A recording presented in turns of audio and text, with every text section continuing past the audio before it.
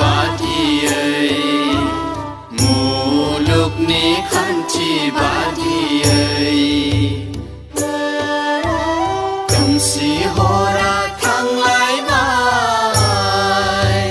serang phailai bai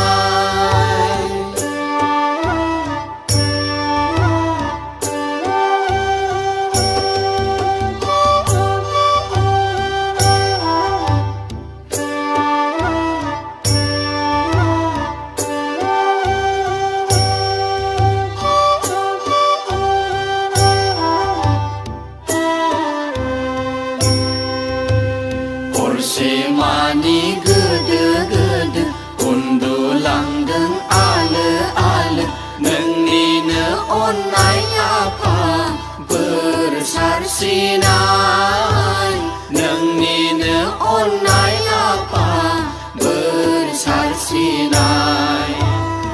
Semani gede-gede undulandeng ale-ale nengine onai apa bersarsinai nengine onai apa bersarsinai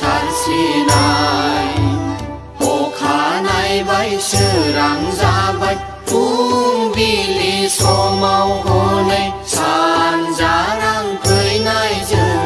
जिब जिबि दाउमा दाउसा होसोलांबाय गावबा गाव हाबा अखानायबाय सोरां जाबाय फुंबिलि समाव हनै सानजारां फैनायजों जिब जिबि दाउमा दाउसा होसोलांबाय गावबा गाव हाबा खोमसि हरा थांलायबाय सोरां फैलायबाय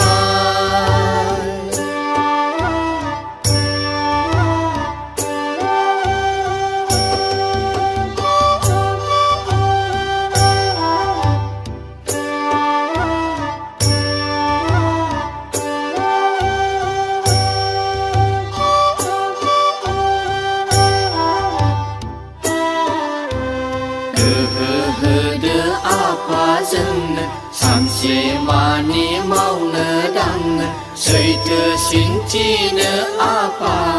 बयखौबो अननो सैथो सिन्थिनो आफा बयखौबो अननो सैथो सिन्थिनो आफा बयखौबो अननो सैथो सिन्थिनो आफा बयखौबो अननो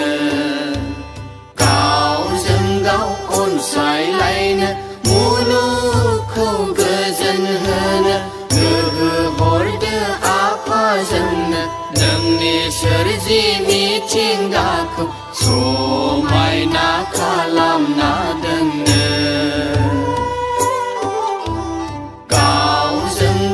अनसायलायनो मुलुगखौ गोजोन होनो गोहो हरदो आफा जोंनो नोंनि सोरजि मिथिंगाखौ समायना खालामना दोननो